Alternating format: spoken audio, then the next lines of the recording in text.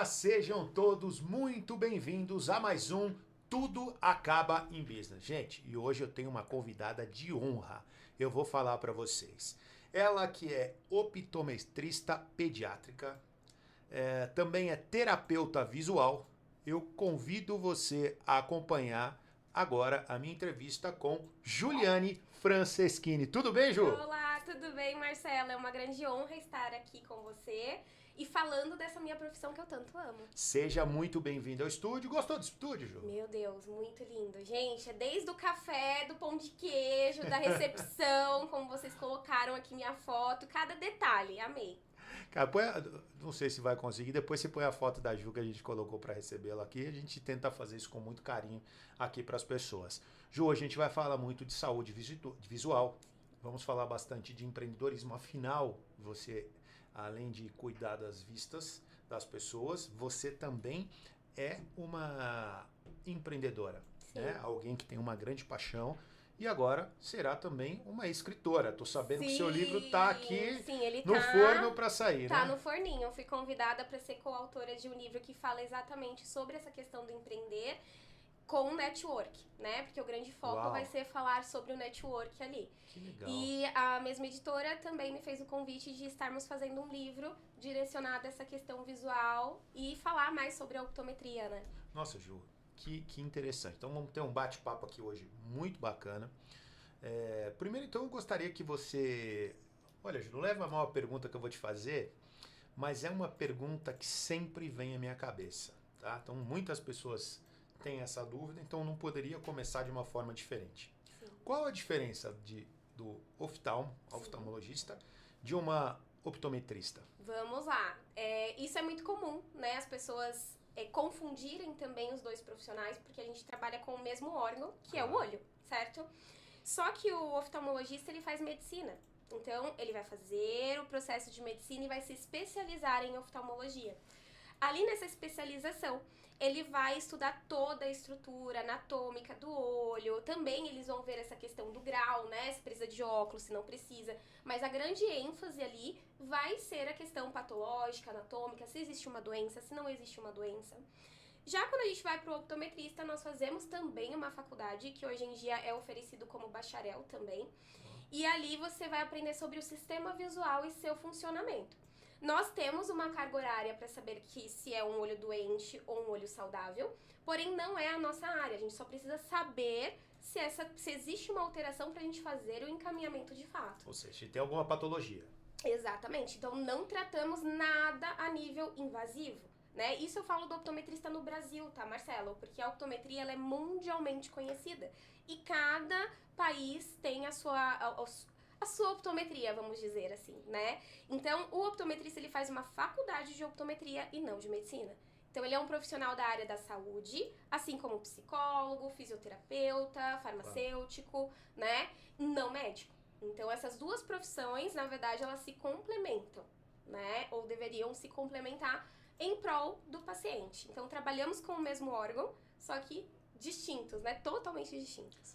Muito bem colocado, Ju. Então, assim, você disse que são duas profissões que elas se encontram, deveriam. Então, onde começa e onde termina cada participação em relação a essas profissões? Perfeito. Se um paciente, por exemplo, ele busca o optometrista inicialmente, né, para fazer uma avaliação visual, eu vou falar bastante sobre o público infantil, por ser o meu dia a dia, Sim. né, por eu ser especialista no desenvolvimento infantil e propriamente dito no Uma visual. Pediatra dos olhos. Exatamente, no sistema visual. Então, se um bebê chega para mim para fazer a avaliação, eu vou ver o desenvolvimento global, sim, porque é através do desenvolvimento global que eu vou desenvolver a minha visão.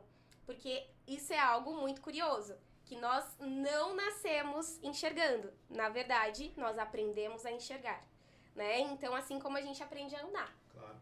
Então, ali nessa primeira avaliação do bebê, vamos dizer que é um bebê com 6 meses, nós vamos fazer o tão famoso teste do olhinho, que foi falado por conta do Thiago Leifert, né, Sim. da filhinha dele. E ali a gente vai ver se tiver alguma alteração de anatomia ocular, vamos direcionar imediatamente para o oftalmologista ou né, médico que vá olhar ali, né? Porque eu também encaminho para neuro, enfim. Claro. Para especialidade que adequada. necessita, exatamente. E ali nós vamos ver a função visual, como ela está dentro da faixa etária desse bebê. Então, se ele tem 6 meses, eu vou avaliar se está bem desenvolvido para 6 meses. E vamos acompanhar esse desenvolvimento. E sempre eu falo, para passar também com o oftalmologista. Por mais que eu não veja nenhuma alteração, eu acho que são 2 profissionais de suma importância, né? Ali eu não posso usar nada que seja invasivo, então o teste do olhinho, por exemplo, que foi muito falado, ele não é um teste invasivo. Então o optometrista pode fazer, o enfermeiro pode fazer, e daí a gente consegue direcionar. Então o optometrista, ele é um profissional preventivo ocular, falando de ocular, porque ocular é a anatomia, visual é a função Ele é visual. quase como um clínico geral dos olhos? Pode ser que sim. Quando o optometrista ele trabalha ali nessa linha de frente, ele é como se fosse um clínico geral dos olhos, exatamente. Legal, muito interessante essa colocação, porque assim, todo mundo conhece o oftalmologista, mas o optometrista talvez ainda não tenha o reconhecimento no Brasil. E como você disse, cada país tem o seu campo de atuação, digamos assim, né? E é interessante saber que no Brasil é diferente de alguns outros países, não estou dizendo se é melhor ou se é pior, mas pelo seu rosto aqui no Brasil, pela sua expressão aqui no Brasil, o nosso campo, o campo da optometria, ele é um pouco menor do que fora. Estamos ganhando mais repercussão, reconhecimento agora, né? Antes, essa profissão, ela não era nem escutava se falar. Hoje, por menos que fale, algumas pessoas já conhecem ou não sabem pronunciar, mas falam, ai, eu fui ali no oculista. Não é oftalmo, é oculista. Porque às vezes não consegue pronunciar o nome que de fato é um trava-língua, né? Então, e da onde vem esse nome, né? Opto de olho, metrista de medir, né? Então, optometrista. Então, o optometrista, ele nasce disso. E aí, assim como todas as outras profissões, nós temos as nossas especializações, que aí eu fui traçando as minhas especializações. Ju, e assim, por que uma mãe precisa se preocupar, um pai, uma mãe, os pais, devem se preocupar com a saúde ocular ou visual da criança desde cedo? E como seria esse processo para que você fosse bem assertivo com uma criança durante, principalmente os 4, 5 primeiros anos da vida, na formação que ela está se formando, né? E que às vezes a gente ouve falar muito pouco dos olhos. Infelizmente, né? Porque é o que a gente estava conversando um pouquinho, em torno de 80% das informações externas, elas são visuais. E como eu não vou me preocupar com a informação visual, né? Então, como eu falei ali atrás, nós temos esse pensamento de que o neném nasceu, ele vai saber enxergar. Claro. Isso daí vai ser... Ele vai conseguir, é natural. Mas não, eu preciso estimular também esse bebê. O que é curioso, quando o bebê ele começa a rolar pra direita, pra esquerda, ali ele tá entendendo que ele tem 2 lados do corpo. Tá bom, Ju, legal, mas o que tem a ver isso com o sistema visual? Tem tudo. Eu tô sabendo direcionar que eu tenho um olho direito, eu tenho um olho esquerdo. Quando eu vou começar, nós chamamos de pivoteio, mas eu vou traduzir esse nome, tá tudo bem? É quando o bebê começa a girar no próprio corpo ali, sabe? Que ele começa a girar, querendo pegar os brinquedinhos. Ali ele tá entendendo onde ele tá no espaço. Ali ele vai entender a visão de profundidade. Ele vai fixar, às vezes, a mamãe ou o objeto que ele quer. Então aí a gente já tá falando sobre fixar o olhar. Então eu preciso aprender a fixar os meus 2 olhos em um só ponto. Porque são 2 olhos. Claro. São 2 informações visuais. E são entre 35 áreas envolvidas com a visão cerebral. No encéfalo, no cérebro. E aí a interpretação disso tudo vai acontecer aqui atrás, né? É aqui atrás. Temos um nome técnico para isso, que é lobo occipital, mas isso vocês não precisam saber, é aqui atrás. E olha o tanto de caminho que é percorrido. Então, esse sistema visual, ele vai ter influência na linguagem, aonde eu estou, por exemplo. Se eu não sei aonde eu estou, como eu vou saber onde está a sua caneta para eu poder pegar? Sim, sem dúvida. Então, por exemplo, você me mostra a sua caneta. Fala, Ju, pega aqui pra mim. Eu olhei e eu peguei. Isso é milissegundos. Mas se a criança, se o bebê, ele não teve essas fases de desenvolvimento visual, ele pode ficar com alguma lacuna. E aí é aquela criança que pode ter problema na escrita, Pode ser que tenha problema na leitura, de acompanhar com o dedo, de não conseguir interpretar o que está lendo, né? Então, tudo é baseado no desenvolvimento. Sim. Então, assim, você que é pai ou mãe, que busca que seu filho tenha a melhor formação possível, física, mental, psicológica, a preocupação com a saúde visual, ela é fundamental também. E aí, a gente estava conversando um pouquinho antes nos bastidores, hoje a gente percebe que nós temos uma onda, eu vou usar essa expressão, de crianças diagnosticadas ou não, mas às vezes pior ainda, porque às vezes nem é diagnosticada, e começa a tomar medicamento para TDAH. E muitas vezes, quando você faz o exame visual, né, nessa criança, você percebe que a criança tem um alto grau de deficiência visual. Então eu queria que você explicasse um pouco qual seria o processo correto para essa avaliação, visando até evitar que a criança tome determinadas medicações de uma forma irresponsável ou desnecessária, principalmente. Sim, sim. É um assunto bem delicado, né? E importantíssimo, né? Por mais que ele seja delicado, ele precisa ser falado. Então, primeiro, eu pontuo que não faço diagnóstico, não trabalho, não trato TDAH. Porém, se a gente pegar as pesquisas sobre TDAH, muito é falado do quê? De processamento visual. Então, muitas vezes, aquela criança você passa para um oftalmo ou para um optometrista clássico também. E aí, aquela criança às vezes não tem um grau. Não precisa de óculos. E aí você pensa, então ela é preguiçosa mesmo. Ou tem um TDAH, ou é vista também como preguiçosa. Só que é muito falado, por exemplo, de processamento auditivo, que é o tão famoso PAC, né? Que eles pedem sempre para fechar o diagnóstico de TDAH, precisa passar por uma equipe multidisciplinar. E quem faz o PAC é a fono. O PAC é o processamento auditivo. Ótimo, precisa ser feito. Por quê? Porque é uma via de aprendizagem. Mas e quem faz o processamento visual? O optometrista comportamental? Então, eu não preciso saber só se ele enxerga bem ou não, que isso é fundamental. Porque se eu não tenho a gente já fala de acuidade visual, né? Sim. A acuidade visual é a potência que você tem de enxergar nítido um objeto.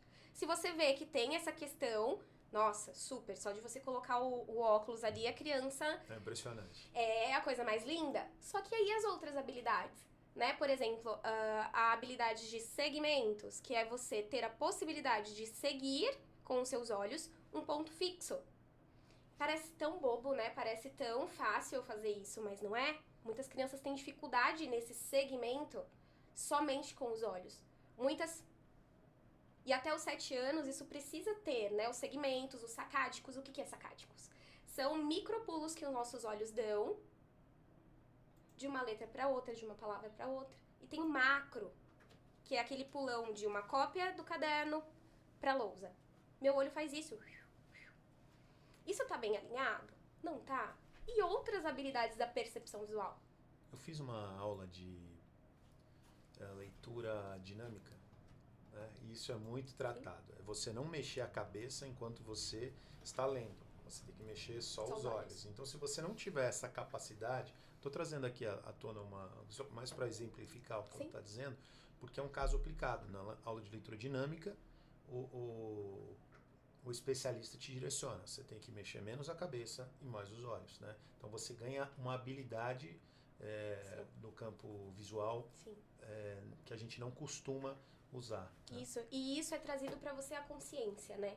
Na terapia visual optométrica comportamental, meu Deus do céu, é a terapia visual, tá, gente? Terapia visual. Nós trabalhamos essa questão da consciência, porque depois de adulto, por exemplo, para você ter essa leitura dinâmica, você ter o gasto que você tem que pensar, não posso mexer a cabeça, mas o que eu li? Então... É difícil. É muito difícil. Sem dúvida é difícil. Muito. Então, o optometrista comportamental, ele tem várias ferramentas que pode te ajudar nisso, né? Traçando isso através da avaliação do processamento e percepção visual. Essa avaliação, ela é pautada clinicamente. O que eu quero dizer clinicamente? É aquela avaliação, tão famosa avaliação, enxerga com esse olho, a gente vai ver a visão de perto, vai ver funções visuais também. E existem protocolos randomizados O que é um protocolo randomizado? São cientificamente comprovados. Então, se faz aqui no Brasil ou se faz fora do Brasil, é aquele protocolo. Então, através desse protocolo, você tem informações sobre habilidades de percepção visual. Por quê? O processamento visual é o todo. É o todo. Percepção visual são 7 habilidades. Já brincou de procure o Wally quando você era criança? Sim, onde está o Wally? Se você não brincou, você tá mentindo. Você não já teve brincou, infância, diferente, você não teve infância. Então, ali no Procure o Wally, se vocês não sabem o que é, eu vou trazer um exemplo atual. Tá? Onde está o Wally? É um bonequinho com um chapéuzinho de vermelho, ele tá com umas roupas bem vibrantes, assim, no meio de um emaranhado de imagens. Exatamente, ele tá com um corcinho, né, e a outra não. E ali você precisa achar o Wally, só que é uma bagunça de imagens, não é? Sim. Ali é uma habilidade visual, que nós chamamos de figura fundo. Você precisa tirar o Wally daquele fundo. E aonde eu posso introduzir a figura fundo no meu dia a dia, na minha aprendizagem? Uma criança na escola, para copiar da lousa, todo aquele emaranhado de informações, ou numa leitura, não tem figura fundo na leitura? Constância de forma. O que é constância de forma, Ju? Nada mais é que a constância da forma mesmo, um quadrado, um triângulo. Mas se eu não tenho um bom percentil dessa habilidade visual, da constância da forma, como que eu vou escrever bem?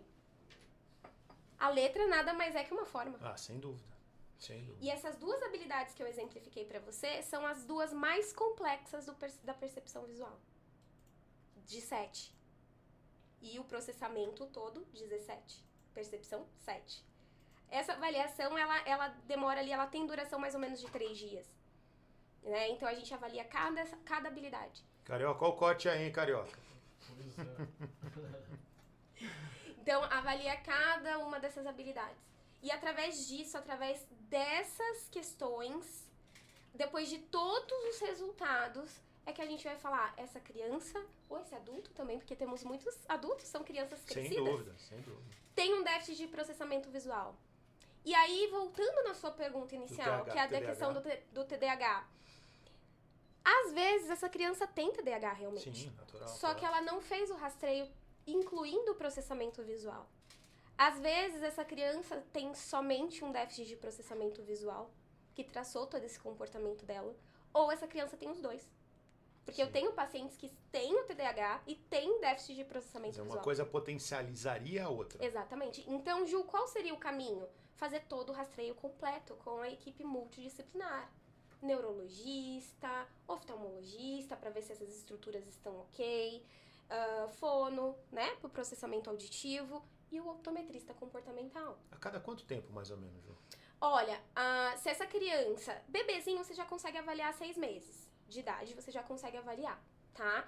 Se a gente tá falando de consultas esporádicas das crianças, pode ser uma vez por ano. Porém, entretanto, vai depender de cada caso. Tem criança que eu vejo a cada 3 meses, a cada 6 meses. Aí, se a criança precisa de intervenção visual, a gente vai pautar e planejar um programa de terapia visual, né? Então, depende muito. Agora, se a gente tá falando de uma criança que não tem sintomas, que é mais por prevenção, uma vez por ano. Se é um bebezinho, a cada 6 meses. Ótimo, excelente. Ju, vou entrar num papo um pouquinho polêmico com você agora. Vamos lá. Teve a mudança na regra da habilitação. Certo. E aí passou para 10 anos a renovação da carta. Sim. Eu concordo com o período, Uhum. mas eu acho que, opinião minha, tá? Sim. Então, nada, que o exame ocular, o exame de vista, ele deveria ser feito pelo menos a cada 2 anos. Uhum. Porque eu acho que 10 anos é um período muito longo. Né? Se você imaginar que você vai pegar uma pessoa com 25, depois ela vai renovar com 35, né? Você já vai ter possivelmente mudanças consideráveis Sim. na parte visual. Eu queria uma opinião de uma especialista sobre isso. Eu realmente acho que para as habilidades de dirigir em geral, acho que 10 anos está justo, mas a parte visual, e aí tem mais um papo, né? Além do período, a qualidade de como é feito esse exame no Brasil. Aí eu vou fazer um comentário que eu passei por isso recentemente. Eu fiz a renovação da minha carta. Quando eu entrei na sala para fazer o exame do médico, né, ele perguntou se eu usava óculos. Eu na hora disse, não, sim, eu uso óculos.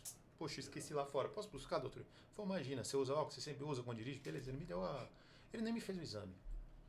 Então aquilo me leva a uma situação de desconforto, de ficar preocupado, porque eu imagino quantas outras pessoas que de repente não enxergam, no meu caso, né? Mas eu uso óculos para dirigir, mas muitas outras pessoas podem não ter a mesma consciência, digamos assim, e ou não sabem, ou realmente não têm a preocupação. Então são duas perguntas em uma. Primeiro, sobre a periodicidade, que eu acho que 10 anos é muito longo, mas é uma opinião de um leigo. E o segundo ponto é sobre a qualidade desse tipo de exame no Brasil, principalmente num ato tão importante que é o de dirigir, né? Porque o carro, vidas, né? ele é complexo. São vidas. Talvez é uma arma, né? depende da mão de quem, é mais perigoso que uma arma. Sim, então sim. É complexo. Concordo. E um assunto bem polêmico, discutido já dentro da optometria também, porque vamos na primeira pergunta, que é a questão do prazo. Concordo plenamente, né? Porque em um ano, muita coisa pode acontecer, né? Imagina em 10. Imagina em 10. E ainda mais com um amigo chamado celular, né? A gente usa muito a visão próxima e pouco a visão de longe. Então é muito se falado também do aumento de miopia, né? Então, muita coisa pode acontecer em 10 anos, gente. Muita coisa pode acontecer em um ano. A gente tem a prova da pandemia.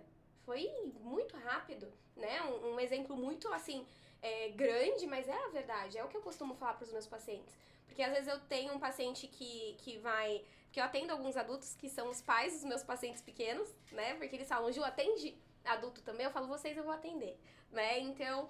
Às vezes eu pego ali e falo, gente, quando foi a última avaliação visual? 10 anos. Eu falo, nossa, misericórdia.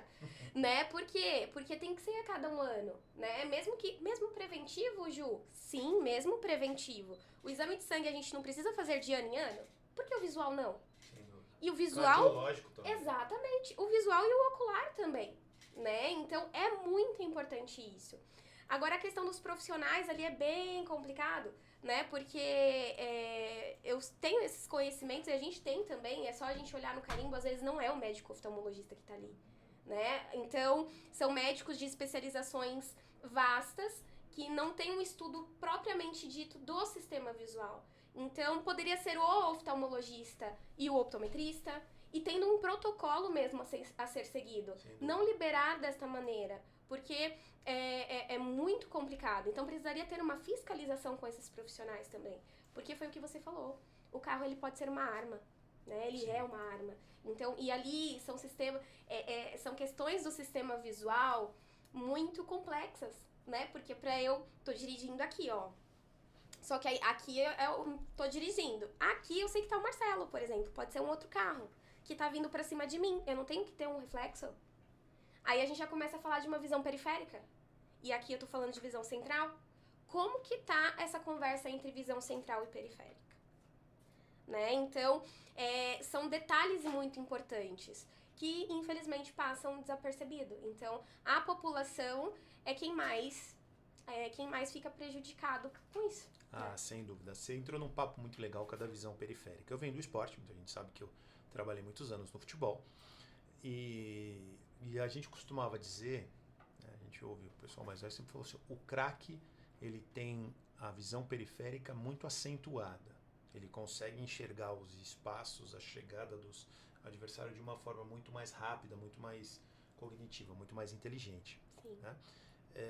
Então é uma conversa interessante, porque dizem que pessoas com essa visão periférica mais aflorada ou mais, como eu posso dizer, mais bem definida, levam muita vantagem no esporte. Dependendo do esporte, sim. Sim. Porque eu participei 2 anos de uma equipe de pesquisa pela UFABC, inclusive um beijo, um abraço aí pro... Eu não gosto de falar ex-orientador, porque ele sempre vai ser meu orientador, o Okano, Hideki Okano, professor Alexandre Hideki Okano, e todos que participam, a Lu principalmente, que foi, assim, uma ajudadora de suma importância para mim no grupo de pesquisa.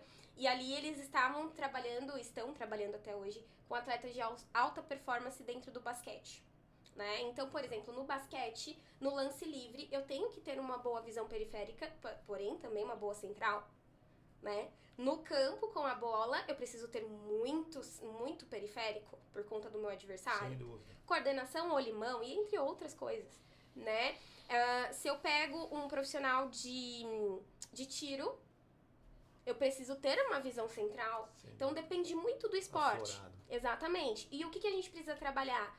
De aumentar o rendimento e potencializar esse atleta, porque a gente tá falando sobre um atleta de alto nível. Exatamente. Então, ele já é alto nível. Então, eu preciso potencializar.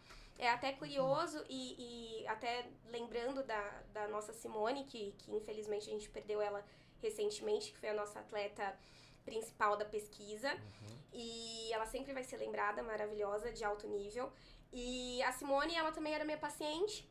E ela tinha, né, uma graduação de astigmatismo, é um nome que a gente dá pra uma questão visual. Eu tenho também. Você tem? Só que o dela era muito alto. Acho que é 3 graus. O dela era muito, muito, muito alto. E aí, quando corrigia, eu diminuía o rendimento dela em quadra. Ou seja, não podia corrigir ela na quadra. Porque o corpo dela ela se adaptou. Eu tenho que tomar cuidado quando eu trabalho com um atleta de alto nível.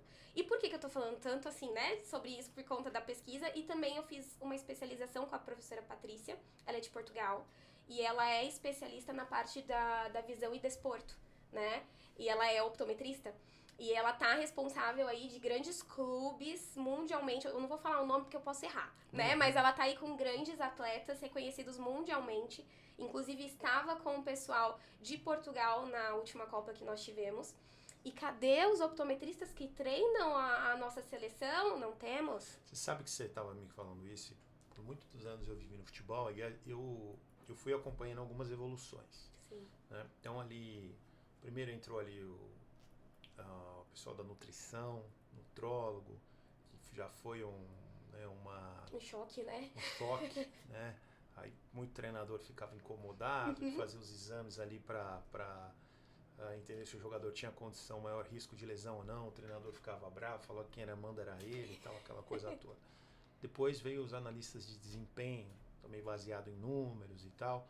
E assim, vieram vários tipos de profissionais e o futebol foi se especializando, né? No entanto, o futebol de hoje, o futebol dos anos 60, eu não vou discutir qualidade. Sim, sim. Tá, eu, como um saudosista, eu gostava muito mais do futebol dos anos 80 e 90, porque eu acho que jogavam os melhores, os mais inteligentes. Hoje eu já acho que assim, nomes, né? o futebol, ele mudou muito. Então, ele é muito físico, ele é muito a inteligência de ocupação de espaço, se corre muito mais. Eu acho sim que perdeu um pouco da qualidade técnica, porque o jogo ficou muito mais brigado, o espaço é muito menor, né? Você tem muito menos tempo de raciocínio, então isso acaba perdendo um pouco da beleza, da plasticidade da coisa. Mas independentemente de opiniões, o fato é, o futebol tem cada dia se especializar. Então eu fico imaginando, nós tivemos um problema com o Tostão há muitos anos, que encerrou a carreira basicamente por um problema de visão.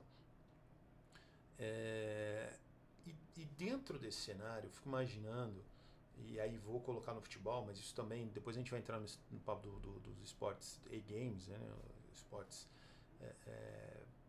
virtuais. Você imagina um goleiro, eu fico imaginando, vamos usar o futebol, imagina um goleiro. Se o goleiro não tiver uma boa visão e muito bem, muito saudável, Sim. ele tem um grande, ele acaba saindo perdendo, porque a bola sai com efeito, cada dia mais a bola foi mudando para que saia o gol mesmo, então ela faz mais curva, você às vezes não sabe de onde vem o chute, depende muito do quê? Do cara ter um raciocínio muito rápido, de ter um reflexo, reação, e tudo isso também aliado à saúde dos olhos, certo? 80%, né? Como eu já falei, em torno de 80%, mas a gente vai puxando, né? Mas assim, é tão óbvio e ao mesmo tempo não é. E eu falo isso de mim também, porque eu fui uma optometrista clássica, e aí eu não sou uma profissional conformada, então eu sempre busco constância nos estudos. E aí a gente vai olhando coisas assim que a gente fala, meu Deus, é tão óbvio. Mas não é tão óbvio assim, então o óbvio precisa ser dito. E vamos lá, né? O goleiro, por exemplo. Recebi recentemente o Moisés, um treinador da base do Corinthians, e a gente estava falando exatamente sobre os goleiros. Porque o Moisés, ele tá trazendo essa parte visual pro treino dos meninos da base. Parabéns, Moisés, por todo esse seu estudo. Ele foi lá no consultório, falou sobre isso, a gente conversou bastante sobre isso. Ele colocou eu pra fazer algumas atividades também. E ali tem muito visual. a reação, central-periferia. Foi muito falado também na Copa, eu não sei se você chegou a ver aquele óculos, que eu não lembro qual time que estava com o Strobel. Você chegou a ver? Sim, eu vi. É um óculos que vai piscando, parece uma luz de balada num óculos assim, preto, parece óculos de sol que ele fica piscando. E por que aquilo? Para o atleta não ficar dependente também somente dessa informação visual, mas ele ter informações em frames, né, em times ali, para ele ter essa reação. Então, eu preciso sim preparar o meu atleta de todas as formas, né? Então, colocar o visual junto com o auditivo, por quê? Porque eu tenho a torcida, né? Junto com a coordenação olho-pé, coordenação olho-mão, que no caso do goleiro, pé também, porque ele também usa pé. Sim, hoje ainda, hoje muito mais, né? Né? Então, a gente precisa treinar esse atleta, não é só simplesmente chutar a bola pra ele nos treinos, né? Existe uma circuitaria, gente, o cérebro ele é muito complexo. Então, a partir do momento que você olha pra esse assunto com outro olhar, assim como a gente tá olhando, você começa a falar, gente, tem sentido. Eu preciso preparar o meu atleta pra isso, né? E a gente viu, né? A gente viu as equipes ali, eu tinha informação de algumas equipes que têm esse treinamento visual com o optometrista ali em campo, com os atletas, e a gente sabe que, por exemplo, o pessoal do Brasil não teve essa assessoria, né? Então, é muito nítido você ver o rendimento do atleta deles pro nosso. E o nosso tem essa potência. Sim, claro. Ele tem essa potência. Só que não é treinado. Então precisa treinar. E tudo isso, a gente precisa entender que o atleta, ele é um corpo que tem várias partes. Por isso é importante a nutrição. Até por isso é importante dormir bem. Por isso é importante você regrar o tempo do celular. Por quê? Eu pego um goleiro que fica lá não sei quantas horas no celular e aí começa a ter dificuldade nessas respostas também. Por quê? Porque o celular está constantemente a 40 centímetros do rosto. Né? Então, trazer essa consciência para eles também, porque eles também não têm. Claro. Né? Então, a gente precisa adentrar nessa parte também. E o esporte, essa parte da visão desportiva no Brasil, nós temos um optometrista que trabalha também com a visão desportiva, que é o Fernando Nassif aqui em São Paulo. Eu estou entrando nessa parte também, né? Mais na parte ali da base, dos mais novos. Mas é muito importante a gente olhar para essa parte. Porque faz parte, gente, 80%, em torno de 80%. Só essa palavra já, essa porcentagem já te faz pensar. Você fala, pô... Sem dúvida. Verdade. Como que meu goleiro eu não vou treinar ele? Como? Sem dúvida. Bom, gente, eu tô aqui com Juliane Franceschini, doutora especialista em saúde visual. Também pediatra, trabalha muito com a saúde visual das crianças. Você falou algo agora, doutora, que eu achei muito interessante. O gancho que me fez lembrar. É o seguinte, hoje falamos muito, se a gente puxar aí grandes influenciadores, assim, a gente fala muito em alto desempenho. Então hoje é uma onda do alto desempenho, assim, vamos trabalhar o cognitivo, vamos trabalhar a academia, vamos dormir bem, vamos comer bem. Mas eu vejo falar muito pouco, ou aliás eu não ouvi nenhum deles, talvez não ouvi todos, evidentemente, mas pelo menos não é uma pauta frequente. Eu queria entender o quanto a saúde ocular ou a saúde visual ela poderia aumentar no alto desempenho. E aí eu vou usar não só do atleta, Sim. Eu vou usar no cognitivo, por exemplo, para a leitura. Sim. Né? Para a leitura. Eu tenho um hábito, perguntou por que eu leio bastante. Eu tenho um hábito, eu abro o livro, coloco um audiobook numa velocidade um pouco mais rápido e vou folheando. Eu ganho velocidade e aí eu tenho dois estímulos, o auditivo e o visual. Então eu aprendo melhor dessa forma. E depois, terminando, eu faço um resumo. Por isso que eu tenho... Esse é o método que eu, Marcelo, desenvolvi e para mim funciona muito bem. Mas assim, eu tenho certeza... Eu tenho alguns problemas nas minhas vistas. Por exemplo, eu tenho... a minha tem a síndrome do olho seco. Né? Então eu tenho que estar sempre hidratando e tal. Tem dia que eu não consigo ler a leitura, Sim. porque ele está ardendo muito, não tem condições. Mas voltando ao tema, então, alto desempenho, e por que você acha que não se usa não se fala de saúde ocular quando a gente bate nesse tema que é tão importante. Se fala de sono, alimentação, academia, mas não se fala desse que é um órgão tão vital para o nosso corpo. Sim, sim. É até falado da ocular, né? Mas não é falado da visual, Sim. né? Porque ocular, anatomia, visual, funcionamento. Sim. Então, às vezes as pessoas acham, realmente eu sou preguiçoso e não sei ler, não quero ler, não gosto de ler, não vou ler, né? Então, as pessoas não associam a isso. E eu puxo um pouquinho a responsabilidade para nós optometristas, né? Quem estiver me escutando aí for optometrista. Você tá explicando para a população qual é a importância do processamento visual? Você tá falando que não é normal a pessoa acompanhar com o dedo a leitura? E sim, precisa acompanhar com os olhos. E a alta performance, sim, da pessoa na leitura, por quê? Durmo bem, como bem, treino bem, mas não consigo ler. Não quero ler. Só que como você vai ter uma alta performance, assim, leitura, gente, é maravilhoso. A gente, através dos livros, assim, a gente tem acesso... cognitivo é muito Nossa, muito! A gente tem acesso ali na leitura... Coisa que, infelizmente, eu vi isso um pouquinho tarde, assim, né? Pra mim foi tarde, eu não fui acostumada, assim, a ler desde pequena, não foi algo que foi ensinado pra mim. Só que é algo que também não é, às vezes, ensinado pra muitos, porque é deixado de canto, né? Então, sim, precisa, é fundamental, é aquela explicação que eu tava dando do segmento, do microsacádico, que são as duas informações ali que a gente tem que fazer esses micropulos. Porque se eu não ter essa movimentação dos olhos conjugados juntos, o alinhamento, eu não vou conseguir ler o que eu tô lendo. Vou sentir minha visão também com falta pesada, né? pesada, fadiga. Eu tenho esse problema. Também vou sentir, às vezes, quando a gente tá lendo, ou no celular, eu quando tô lendo é a mesma coisa. Eu tô, às vezes, tão interessada que eu não pisco. Aí vai doer, aí vai arder, aí eu não vou conseguir ler mais, né? Então, e a lágrima, ela vem do piscar, ela precisa ser reabastecida. Então, se eu já tenho uma síndrome do olho seco, imagina. Então, na verdade, quando eu for fazer a leitura de um livro, o correto é que tivesse sempre um colírio do lado. Você precisa, na verdade, lembrar de piscar. E perceber que quanto tempo você tá ficando a 40 centímetros, porque a leitura é a 40. Se você tá ficando a 1 hora nesse livro, você não fez nenhuma pausa. Carioca, compra uma régua de 40 centímetros. Pra medir. Pra medir a distância. Deixa eu ver quanto tempo, depois eu dou uma olhada, porque o braço dele ali tem muito mais que 40 centímetros. É que nem o microfone. Exatamente, tem que tá mais ou menos a 40 centímetros. Claro. Né? E lembrar de piscar, né? Então, não ficar mais de 1 hora nesse livro. Você precisa ter intervalos, porque senão você não vai conseguir mesmo. Piscar, ter essa lubrificação, você precisa, porque às vezes quando o paciente vai pra mim e ele trabalha, do TI.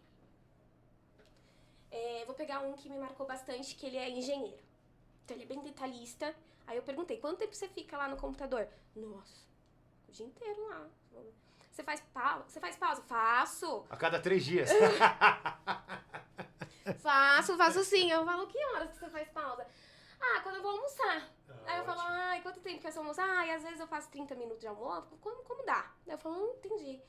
E aí o resto, você sai pra sua casa, vai pra sua casa, e aí? Como que é? Chego em casa, deito, vou me alimentar, tal, e descanso. Como que é seu descanso? Eu fico olhando no celular. Aí eu falo, que delícia. Série também. Maratonando séries. Eu falo, gente, que hora que esse sistema visual olhou pra longe? Aí a gente volta lá na época do homem mesmo, do homem das pedras e tudo mais.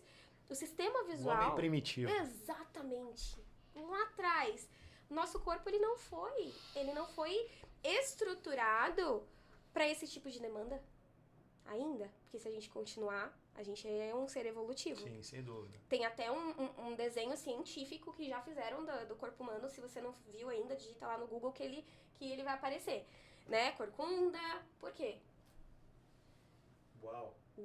Eu já tô no caminho. Então... A postura é terrível. É muito complicado. Por que temos 2 olhos? E não um no meio da testa? Claro. Porque caçávamos?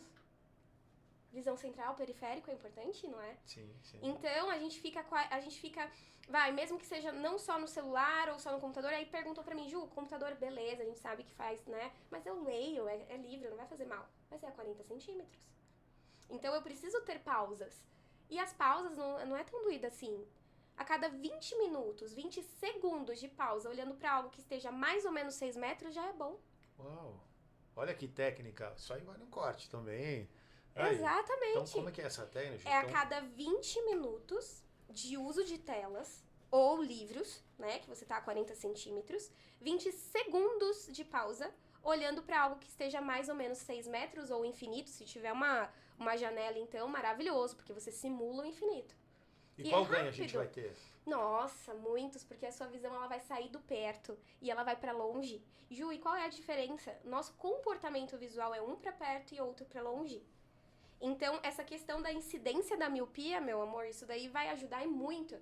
Por que que a gente é comprovado, não sou eu que falo, é a ciência, que vamos ter uma incidência maior de miopia nesses bebês que estão nascendo agora? Por causa das telas. Galinha pintadinha. Não sei o quê.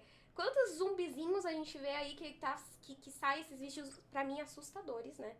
Que, meu filho tem 15 dias, que eu vi. Aí coloca a tela aqui. A criança assim, ó. Ó como ele é esperto, ele tá durinho. A criança assim, ó. Tendo um piripaque ali já com a tela. Por quê? Porque é tanto estímulo. Gente, parece um zumbi e a criança treme mesmo. Porque ele não tá preparado para aquele estímulo.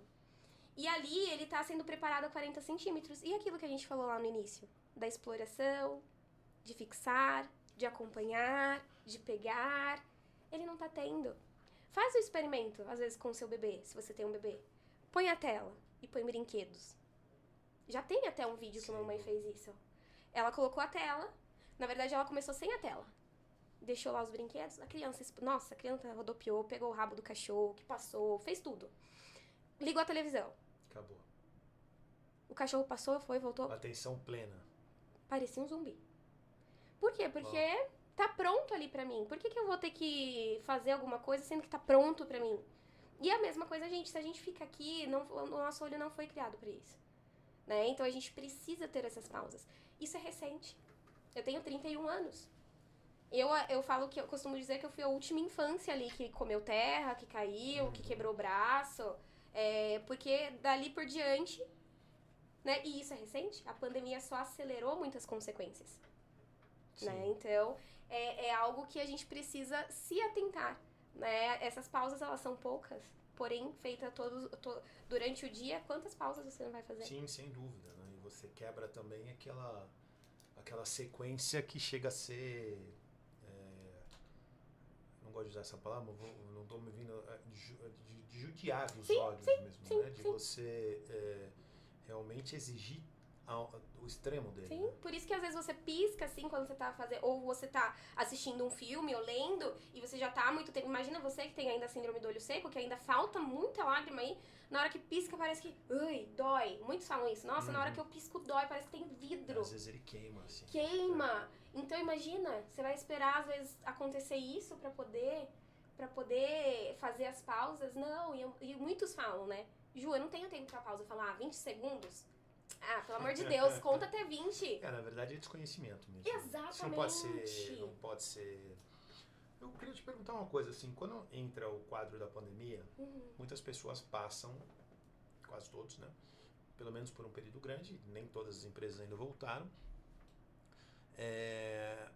a trabalhar em home office. E talvez isso tenha até piorado a questão de exposição à tela. Você fica mais em casa, natural que você use, talvez assista mais TV, que você trabalhe o tempo inteiro no computador, a sua reunião passa a ser no computador e não numa sala de reunião. Sim. Então, você tem dados que confirmam o quanto isso foi prejudicial? As crianças que nasceram na época da pandemia, a maioria... olha o boom de transtornos do neurodesenvolvimento. Sim, isso aí, claro. Por quê? Porque os pais estavam em home office. Vô e vó proibidos, né? Porque não podiam ver as crianças, não poderiam... Os apartamentos, nossas casas estão cada vez assim, menores. Ou seja, o que eu tenho para explorar não tem. Então, muitas crianças, elas desenvolveram esses transtornos também porque elas não tiveram toda essa experiência. Porque o desenvolvimento, ele vem através da experiência. E essa experiência precisa se movimentar. Então, os pais estagnaram. Então, muitos se tornaram míopes. Ou uma palavra que eu vou falar, mas eu vou explicar, que se chama pseudomíope.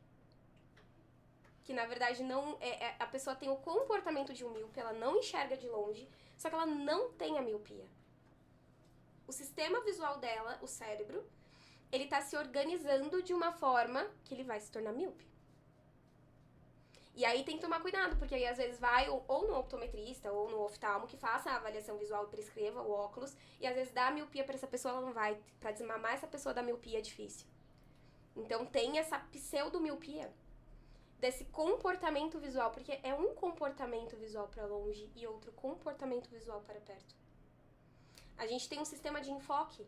Por isso que tem gente que enxerga bem de longe, alguns outros que enxergam melhor de perto. Sim, também. Nós temos o sistema de enfoque, por exemplo, aqui a gente tem várias câmeras. A câmera, para ela ser criada, ela foi pautada no quê? Nos olhos. Sim. Só que a câmera, ela não tem um cérebro. Então ela é muito física mesmo. Por isso que a gente, o optometrista comportamental, ele não olha pro olho como físico, puramente físico. Não. Ele tem um cérebro que o conduz. E esse cérebro, ele vai regendo tudo ali, porque a gente é um ser evolutivo, a gente evolui, a gente vê pelo nosso, a parte frontal aqui, né? A gente tem essa diferenciação dos outros seres vivos por conta disso. E essa parte do sistema visual, você pode estar trazendo essa questão desorganizada para ele. Então você pode desorganizar o seu sistema visual. Então você traz muito malefício. Por exemplo, esse meu paciente que eu atendi, do engenheiro, que eu dei o exemplo, ele veio depois da pandemia. Né? Então é muito complicado. É mesmo a conscientização. Então os profissionais, eles precisam falar. Não pode ter medo de falar que é optometrista. Você fez uma faculdade, você é reconhecido, você tem as leis que te defendem e agora a gente está batalhando ali pelo regulamento, né? Porque o Brasil, ele é o único que não vai ter optometrista trabalhando, né? Então, a gente precisa conscientizar a população que o olho não é só anatomia. Ele é algo funcional, ele não é uma câmera. Ele precisa do cérebro, né? Ele precisa do cérebro. Fundamental isso, muito inteligente e assim, é um conceito pouco explorado, né? Mas Sim. que a gente realmente faz muito sentido o que você estava falando. Antes de eu entrar agora na sua parte empreendedora, Sim. vou te fazer uma pergunta que é um pouco pessoal. Sim. Eu tenho, de uns 3, 4 anos para cá, acontece comigo, mas eu tenho visto muitas pessoas também passar por esse cenário, que eu não sei qual é o nome exatamente disso, mas é quando os seus olhos ficam tremendo, trêmulos. A pálpebra? Aqui essa região, eu tive, sei lá, umas 3, 4 vezes, principalmente pós-pandemia, esse tipo de comportamento. E quando eu fui ao especialista, eu procurei um oftalmo na época, ele me disse que isso não era dos olhos, é um comportamento mais a ver com a parte psicológica, né? E aí eu percebi, minha esposa teve isso, eu tive mais uns 2, 3 amigos muito próximos que tiveram isso, sei lá, isso no ambiente dos últimos 2, 3 anos, eu nunca tinha tido, eu tive umas 3 ou 4 vezes isso. Queria que você explicasse um pouquinho a respeito disso também. Sim. O tremor ali da pálpebra, ele pode ser, né, isso é claro que a gente precisa avaliar de um para outro, mas ele é bem tido como um estresse mesmo, né? Então pode ser um estresse visual, puramente visual, de estar usando muito e estar fadigado, como também algo realmente psicológico, né? Muita ansiedade, como que nós estamos? A gente não consegue almoçar, a gente não consegue dormir, aí a gente pensa em várias outras coisas, e aí a gente fica assim, assim, assim. Então até tem vários memes, né, que as pessoas falam, eu tô super normal, e um olhinho piscando. Porque é isso, a gente, infelizmente, eu falo infelizmente por isso, porque a nossa geração, É sem pausa, né? É sem pausa, que aí entra a questão da alta performance, que o pessoal fala também. E aí muitos não entendem de fato o que é isso. Que aí pensa que, alta performance. Eu tô lendo um livro, eu também sou dessas do livro, né, eu tô lendo Essencialismo. E ali é falado muito isso. Para você produzir melhor, você precisa dormir bem, você precisa comer bem. Então, o que acontece? Às vezes a pessoa acha que você tem que ficar sem dormir. Porque se eu dormir é perca de tempo. E não é perca de tempo. Sim. Tem uma corrente hoje que fala que dorme 5, 6 horas Pelo amor de Deus. por noite. Eu acho que sim. Cara, sei lá. Cada um tem o seu tempo. Mas eu acho 5 horas um pouco de apelação, né? Fala Estima-se que é no mínimo 7 a 8 horas. Porém, cada um tem, assim, tem pessoas que necessitam de 10, 12, então vai muito pra ter aquelas... Por 12 horas já é o bicho preguiça. Exceção a criança. Exatamente, mas tem uns que precisam, né? Mas tem por aí, viu? Tem por Ô, aí. Carioca, você dorme com umas 15, cara? Quantas horas? 15? 3, 4 horas. Misericórdia, tá parecendo meu marido. É sério. Olha, depois a gente vai avaliar e ele vai estar assim, ó. O meu é 6, 7 horas. Super, Não, super normal. super cara. tranquilo. Então, mas... Mas pelo menos ali O que chamou muita tem atenção é que você disse que estágios. também tem o cansaço. Às vezes é o cansaço, então não é só Pode ser fator psicológico. Talvez Sim, é o uma cansaço... fadiga, né? Um cansaço mesmo neural, falando em questão psicológica mesmo, cansaço, fadiga. Porque quando você tá muito estressado, muito cansado... Excesso de TV, excesso de Excesso WhatsApp, de tudo. Pode ver celular. caminhoneiro ou pessoas É motoristas. verdade, né? Muitas horas com o olho aberto e muito focado. E o né? que acontece? A pessoa às vezes não consegue dormir pela estrada, né? Só que aí a pessoa tá aqui, ó, bateu o carro. Mas eu tava acordado. Mas não tava. O cérebro apagou, meu filho. O cérebro não aguentou, ele tá fadigado, ele tá cansado. Né? A mesma coisa quando a gente vai ver mães e pais recém, né, que nasceu o bebezinho ali. Eu falo isso não por experiência própria, porque ainda não passei, vou passar. Mas eu falo pelos pais dos meus pacientinhos, né? Chegam lá assim, coitados, uma olheira aqui embaixo. Por quê? Porque eles estão cansados. Às vezes tá balançando aqui, a criança tá no berço, não tá aqui. Por quê? Porque você tá cansado, né? Sim. Então... O corpo, ele fala, né? Existe um livro assim. O corpo também. fala, O corpo fala. Exatamente. Quem tem essa habilidade de fazer uma leitura mais... Quem presta atenção em pessoas consegue observar isso de uma forma É o comportamento. muito clara, né? Às vezes se consegue, Judy, assim... Vamos entrar no empreendedorismo agora, mas é a última, eu te prometo. Você consegue bater o olho no olho de uma pessoa, olhar o olho de uma pessoa e entender, assim, um pouquinho se a pessoa está muito cansada, se a pessoa está... Na verdade, a visão, ela traça o comportamento também. 80%, né? Voltando em torno. Então, dá pra gente ter uma noção, sim, às vezes até no andar. Então, às vezes eu vou avaliar um paciente e eu vejo a sola do sapato, ou eu vejo como ele tá andando. Por isso que a minha especialidade, eu amo, é a optometria comportamental. Porque a pisada tá torta, pode ser, claro, outras questões, porque a gente trabalha muito associado a osteopata, fisioterapeuta, Sim. né? Também porque... Mas pode ser relativo aos olhos também? Com certeza. Uau, da onde isso eu não veio, sabia. da onde veio o input pra você ter essa informação do andar? Coordenação olho-pé, o seu corpo, né? Então, o sistema vestibular. O que é o sistema vestibular? É quem controla o seu equilíbrio. E a gente tem sistemas visuais, trabalhando junto o sistema visual e o sistema vestibular. Então, por isso que eu comentei com você que eu coloco meus pacientes na tábua de equilíbrio. Sim. Claro, quando eles estão mais avançados, porque eu não posso trazer pro meu paciente algo que frustre.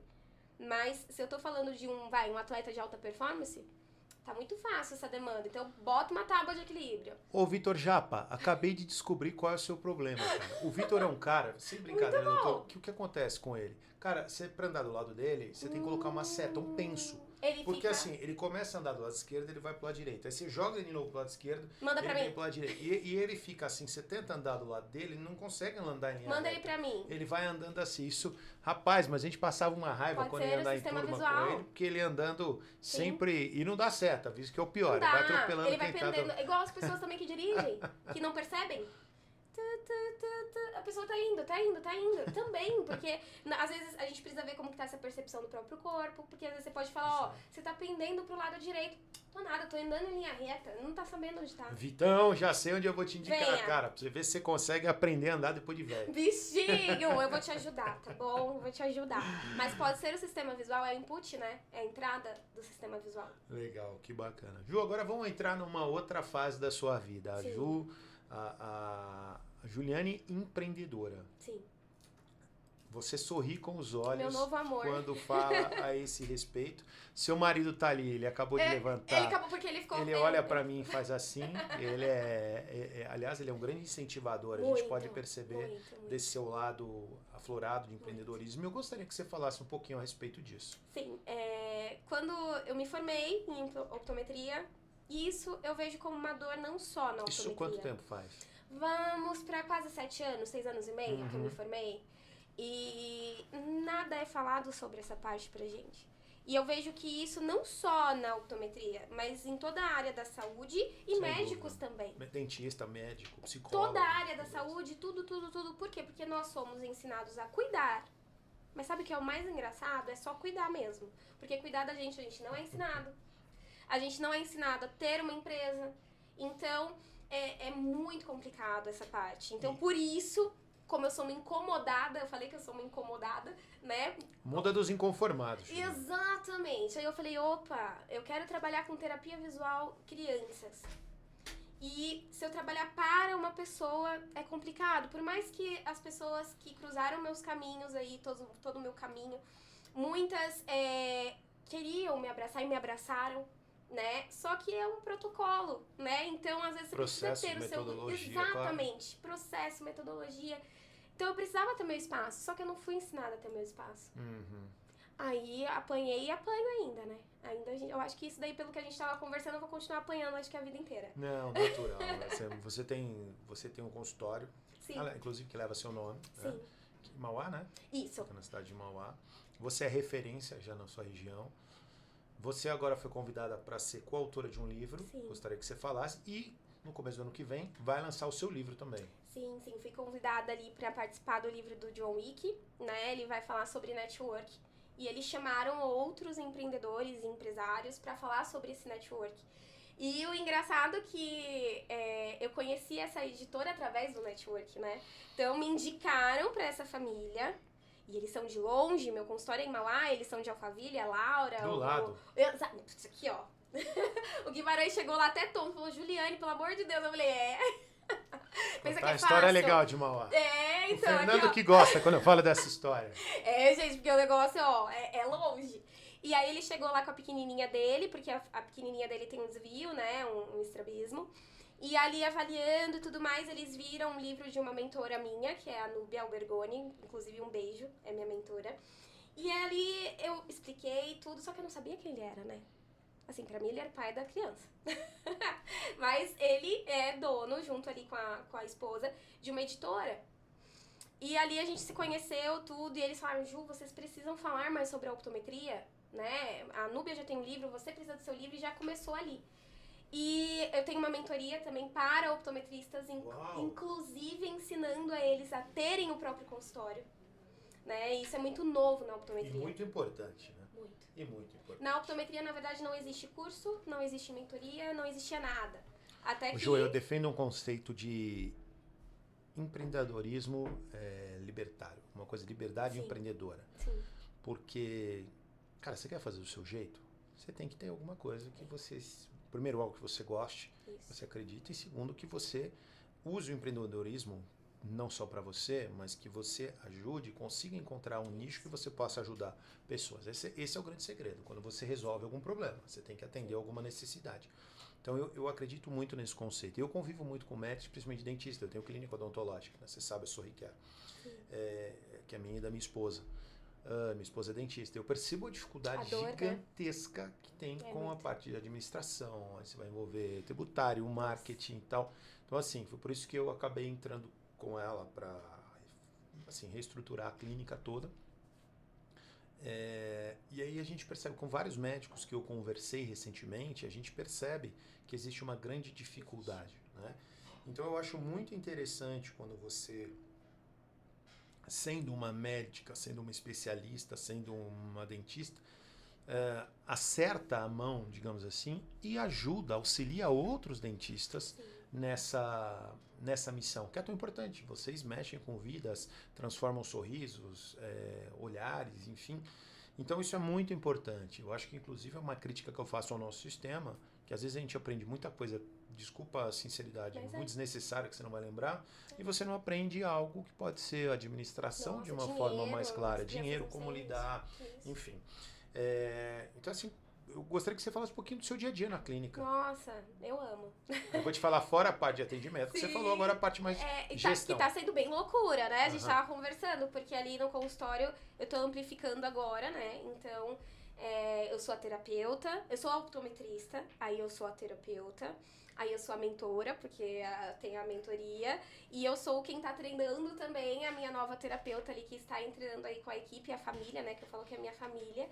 E, primeiramente, entrou a Ângela, que aí ela veio na parte que mais dói pra nós da área da saúde, que é a parte do dinheiro. Porque isso dói, gente, porque Entrou, preciso comprar isso pro paciente, preciso fazer não sei o quê. E você tem que entender que tem que ter um fluxo de caixa. E antes de eu abrir o meu negócio, eu gosto muito de participar de imersão e tudo mais. Eu participei de uma imersão sobre a parte financeira. Confesso que, meu Deus do céu, ali minha cabeça... Então, no início ali, eu fui sozinha, escrevendo, fazendo minha planilhinha ali, porque eu não sou muito tecnológica, meu marido sempre briga comigo por causa disso. Mas e eu aí, sou a favor de ter as duas coisas olha, juntas. Talvez eu sou meio antigo, mas eu gosto das duas coisas juntas, sabia? Eu gosto de alguém que entenda dessa parte pra me ajudar. Sim. Porque eu gosto do escrever, eu gosto de rascunhar, eu amo mapa mental, né? E aí veio a Ângela, né, que é a minha amiga, a Letícia ali, eu já atendi pra ela há muitos anos, inclusive eu saí recentemente por conta da demanda do meu consultório, eu sou muito grata a ela. E a gente fala que a gente divide a Ângela, né, que a Ângela tem 2 empregos.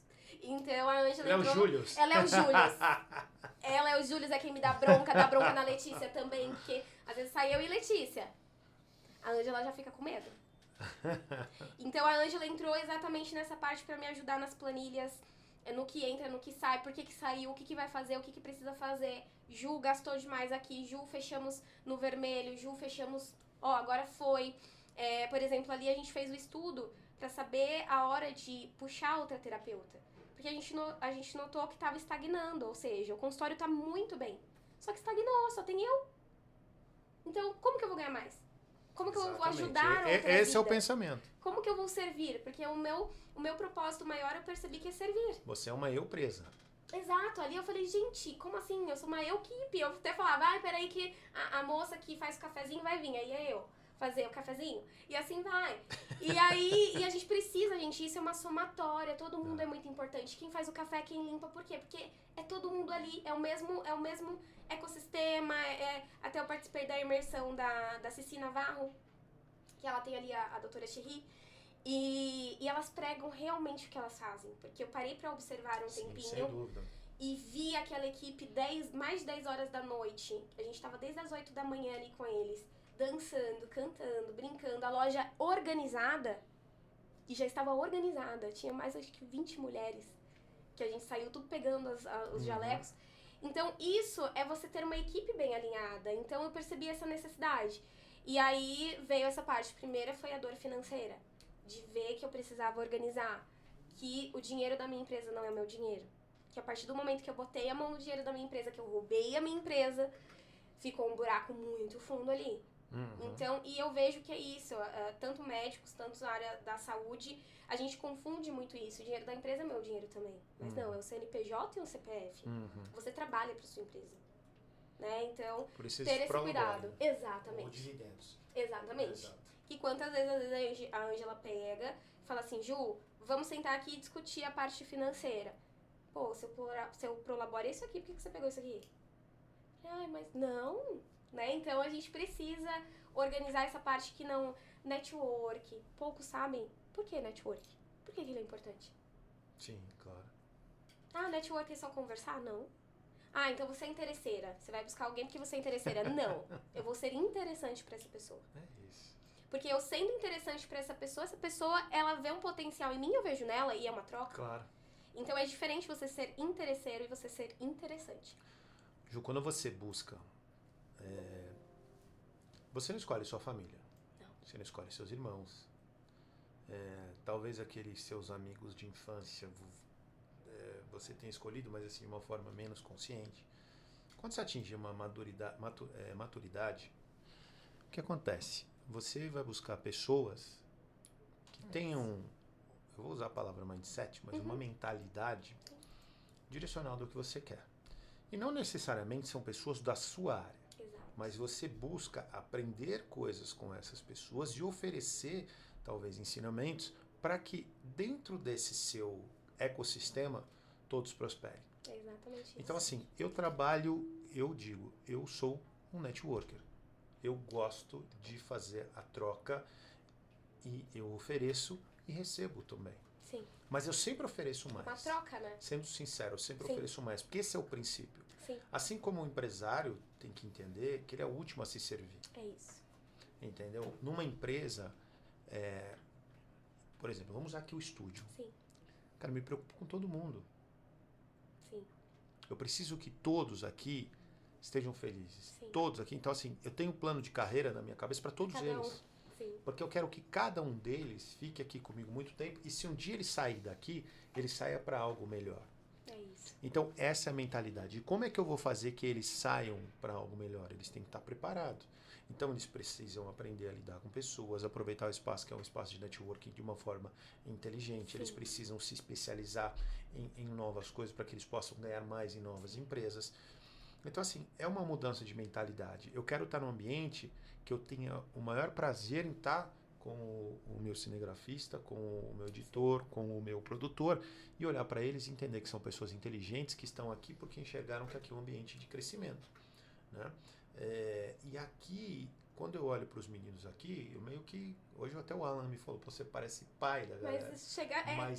Mas essa é a minha função. É isso. E como pai, eu tenho também a obrigação de vez em quando puxar a orelha e cobrar processo. É isso. Que eu tenho brincado assim, eu não sou um cara muito processual. Mas eu entendo que uma empresa precisa ter o processo bem definido. Senão, cada um corre para um lado. E se você estiver numa canoa e cada um remar para um lado, o negócio não vai. Por mais que os dois tenham com a maior boa vontade. Ó, você bota dois caras, um remando para cada lado, com a maior boa vontade, se matando, não vai andar. Entendeu? Então, assim, criação, quando você cria processos, o objetivo aqui, é muito legal quando eu chego aqui, vejo o pessoal feliz, quando o pessoal crescendo, faz um material, faz um vídeo, comemora, porque ficou criativo, ficou, cara, isso é muito prazeroso. E assim, então esse é um dos motivos que eu empreendo, porque eu gero oportunidade para outras pessoas e vejo essas pessoas crescerem também. Então, assim, talvez eu tenha preparo, eu podia estar trabalhando numa empresa que eu ganhasse talvez um salário que ia fazer, óbvio, também não estou fazendo nada de errado, ia ter outro ambiente, mas eu não ia oferecer o que eu posso. Sim, você estaria... Entendeu? Eu posso ajudar, eu tento ajudar esses meninos no crescimento deles, assim, e eu espero que no futuro todos eles tenham a oportunidade de fazer o mesmo por outras pessoas. Então, por isso que aqui esse programa ele foi criado de empreendedor para empreendedor. Não me importa o tamanho, se o cara tem seguidor, se não tem seguidor, se o cara é de palco, não é muito meu foco nem é muito cara de palco, para ser sincero. É mais o cara da vida real, do dia a dia, da vida real. Então, assim, como é que esse cara vai inspirar outras pessoas a fazer empreendedorismo? Ju, eu não conheço ele, conheço muitos empresários, mas eu não conheço. Tem um que chama Eli Horst, eu acho que é essa pronúncia correta. Depois Carioca, procura aí, é o dono da Cirela. Eu não lembro se a pronúncia ele. Bom, já vamos levantar. Ele é o dono da Cirela. Esse cara faz algo que eu acho espetacular. Ele é um dos maiores doadores do Brasil, assim, talvez de todos os tempos. O que tem de característica principal que eu gosto muito dele? Além de ele ter prometido doar toda a... Ele fez, acho que a divisão de bens da família, separou. Então, assim, quando ele passar dessa para outro lado espiritual, ele já doou toda a fortuna dele. Só que o que ele está fazendo em vida, além de tanta doação que ele faz com muita... Hoje ele faz negócio com quem faz doação também. Ou seja, ele obriga os outros empresários que querem fazer negócio com ele também fazer doação. Sabe o que ele está fazendo? Ele sabe que ele não vai viver 100 anos. Sim. Mais 100 anos. Então, assim, o que acontece?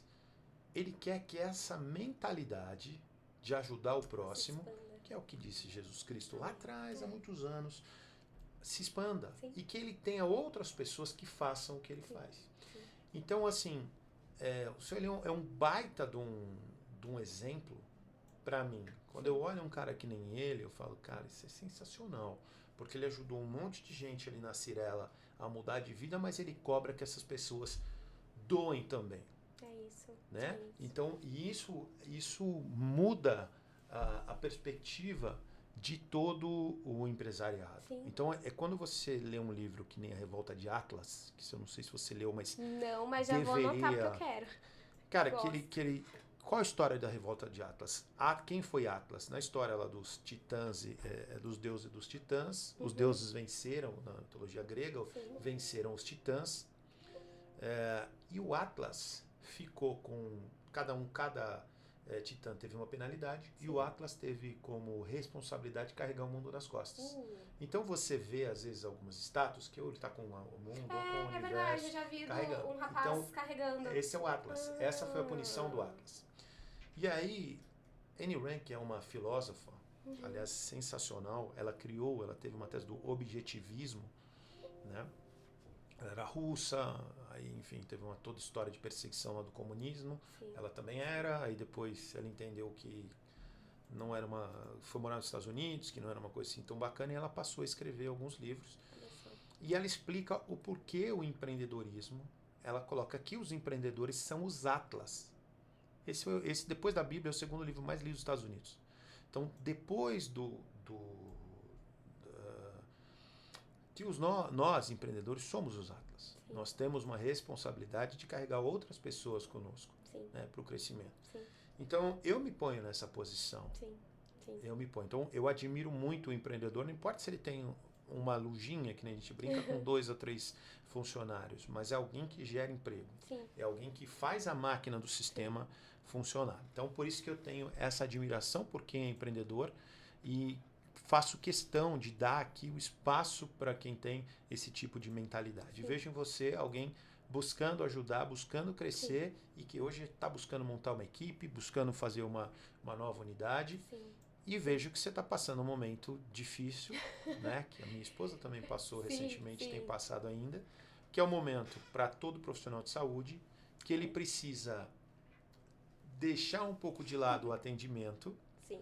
focar um pouco mais na gestão, não deixar de atender totalmente, mas que para a expansão ela precisa treinar pessoas da forma adequada para que mantenha o padrão de qualidade do atendimento médico dela, mas que ela possa ter mais tempo para treinar outras pessoas e para gerenciar o negócio. Então esse é um passo muito difícil, porque além de tudo, você tem que entender que aí tem uma coisa um pouco de vaidade, não é nem é natural. Sim. Tá? Não é nem que a gente porque assim, que você passa a não ser mais o centro das atenções do seu consultório. Sim. O seu consultório passa a ter outras pessoas, que de repente outros dentistas, outros médicos, que apesar de estão atendendo ali, mas que para o seu crescimento você precisa que ele se destaque, que outros como ele se destaque, você deixe de ser ali o centro das atenções. Você vai ser administrador, você vai ter seus clientes e tal, mas muda um pouquinho esse cenário. É um momento muito difícil, principalmente na área da saúde. Eu percebo que esse apego vou entrar também no jurídico, também tem muito disso, né? Sim. Mas e algumas outras funções, mas eu convivo mais com isso. Então eu queria que você falasse um pouquinho dessa sua dificuldade. Ainda mais lidando com criança. E isso é bem... É a verdade, né? O crescer dói, né? Ô Ju, eu acho engraçada a cara do seu marido. De vez em quando eu olho ele dá uma olhadinha ali, né? É porque ele me escuta... ele me escuta ali constantemente em casa, né?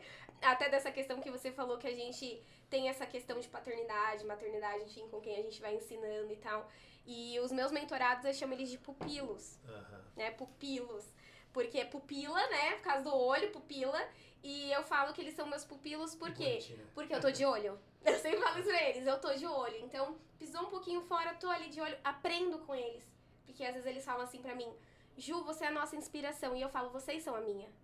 Porque quando eu abri essa mentoria sobre empreender dentro da optometria, eu fui muito criticada. Ju, a optometria ainda tá crescendo, você vai se arriscar assim, Ju, que eu não sei o quê, Ju, que eu não sei o quê. E eu sou muito linkada a Deus, independente de religião. Eu sou muito... Nossa, meu papo com ele é reto. Lá e cá. E ele colocou isso no meu coração. Meu propósito é servir pessoas. E hoje eu vejo que não só meus pacientes. Antes eu achava que era só meus pacientes. E hoje não só eles. Hoje eu vejo os meus pupilos, futuros pupilos, mentorados. E o crescimento deles me faz feliz. Então, acabei de encerrar a primeira turma sobre empreendedorismo na mentoria, né, sobre a optometria. E a minha felicidade vai ser eles com os consultórios deles, até maior que o meu. Não precisa. Exatamente. Porque muita gente fala assim, me perguntaram, e se vier uma optometrista de Mauá? Aí eu, vou ficar feliz. A pessoa, tá, mas você vai ensinar a mesma coisa? Eu falei, vou. Mas não é só concorrente? Eu falo, gente, mas cada um tem um jeito individual de agir.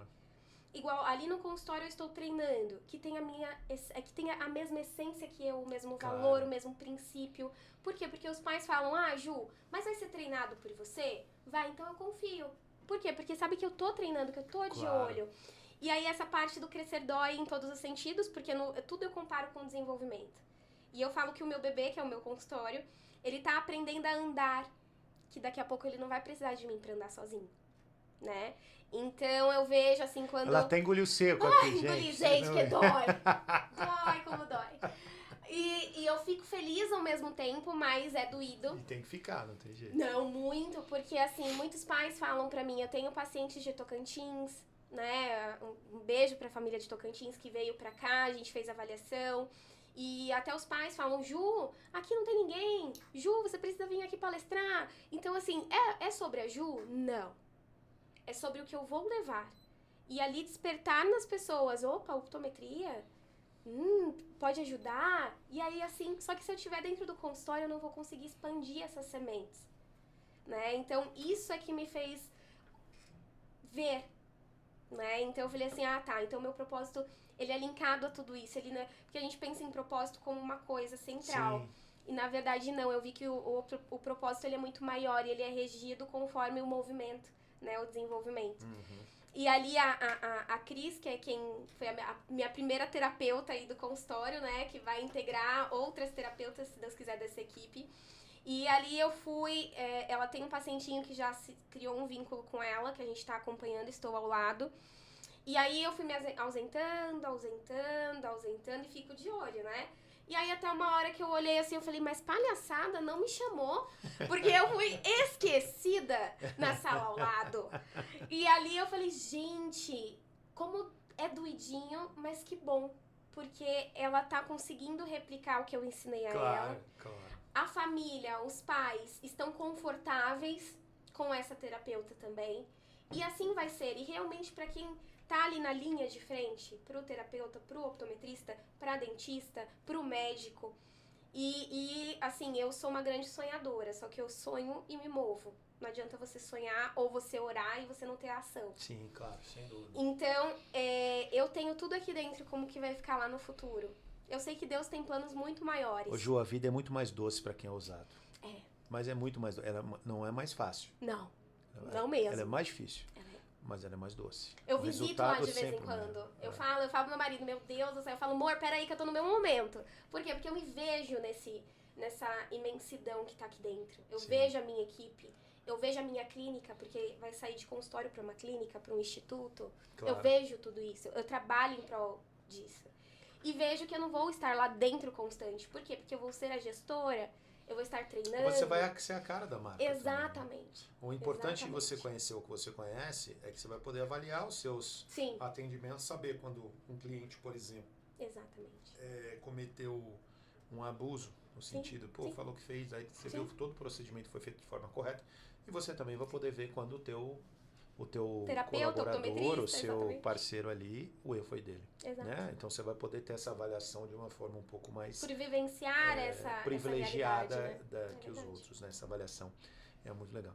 Ju, eu acho que o papo foi excelente. A demais. gente precisa encaminhar. Eu não sei, Carioca, já estamos o quê? Com 1h30 ou Eu por aí? falei, eu disse. 1h17. Olha. A gente tinha falado em 1h15, 1h20 mais ou menos. Muito bom. Ju, primeira coisa que eu queria fazer antes de tudo é deixa suas mídias, como é que a gente se encontra.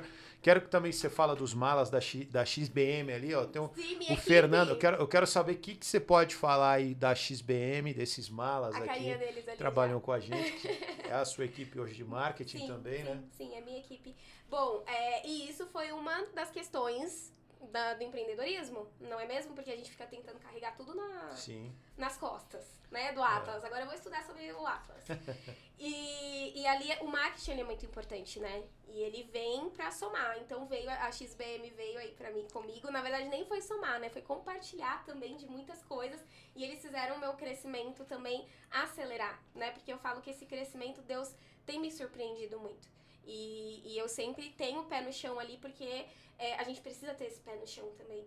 E a XBM faz parte desse meu crescimento. Eles são minha equipe. Por mais que não Sim. estejam comigo constantemente, eles são um pouquinho da Juliane, né? E eles tiveram que estudar, tiveram que entender o que é optometria, pensa. Então isso é muito legal, porque eles realmente são minha equipe, né? E ali a minha página é OPTO Juliane. que é o meu nome. Opto Juliane. Opto Juliane, exatamente. Sem ponto, sem nada. Sem só nada. O arroba, Isso. Opto Juliane. Juliane, isso. E ali eu falo um pouco mais sobre a optometria, falo um pouco mais também sobre o desenvolvimento infantil, né? E aí, agora também puxando para esse lado do empreendedorismo. Ju, bom, assim, gostaria de te agradecer de antemão e gostaria que você deixasse um recado aí pro público que acompanhou você. Sim. Obrigado por ter vindo aqui no Otimis Studios, obrigado por participar aqui do Tudo Acaba em Business. Espero que você tenha sido bem recebida, que você saia daqui com uma boa impressão e que você... Aliás, a gente vai fazer uma mentoria em parceria, como se fosse um mastermind, a gente não pode usar esse nome, evidentemente que é patenteado, mas sim. É algo desse sentido, com alguns empresários. Eu gostaria muito que você fizesse parte, porque vai ser, sim, uma reunião de networking, algo fechado para, sei lá, 20, 30 empresários, algo que a gente consiga repetir mensalmente, para troca de ideias, para que a gente possa fortalecer os negócios ali da base. Gente muito competente vindo fortalecer a gente. O Rodrigo vai estar com a gente, Rodrigo Razi, vai ter um time legal, a XBM vai participar da produção, por isso que eu falei deles também, nossos parceiros aqui. Então, gostaria que você deixasse aí uma mensagem final para o seu público aí, para as pessoas que estão assistindo a gente. Sim, primeiramente quero agradecer também, né? E a vocês por terem me proporcionado esse espaço. E a mensagem que eu deixo para você que está assistindo, pro optometrista, eu falo, estude, tenha essa constância, fale sobre a optometria, porque as pessoas precisam, as crianças, os atletas, a população precisa. E você que não ouviu, e você que já até ouviu, mas se deixou às vezes levar, abra seus ouvidos, entenda um pouquinho o que é essa filosofia de vida, né? E agradeço muito, muito, muito. E você que também está buscando por um sonho, que é do empreendedorismo, que não seja da área da saúde, independente, não desista, né? Porque por mais que eu conheço, por mais que eu vou conhecendo, mais que eu vou conhecendo essa parte do empreendedorismo, eu vejo que é sobre constância, é sobre cair, levantar, e assim a gente vai servindo a pessoas, que esse é o grande propósito, servir as pessoas. Pessoal, e minha despedida de hoje, eu vou fazer uma homenagem aqui à minha família. Hoje eu perdi um tio Lolo, então eu quero deixar aqui para os patriarcas da nossa família, mais um tio se foi, irmão do meu pai. Meu pai já se foi há muitos anos, mas enfim, quero deixar um abraço de conforto aqui para toda a minha família, para os filhos, para os netos. Viveu uma vida linda de muitos anos e que deixou grandes ensinamentos. Ele que foi, com quase 70 anos, ele voltou à faculdade, foi o primeiro que se formou da família. Assim, era um professor, era um apaixonado pelo estudo. Então, eu estou aqui deixando um grande abraço e conforto para toda a família. Pessoal, até a semana que vem, teremos novamente o Tudo Acaba em Business e mais um programa imperdível. Um grande abraço, fui!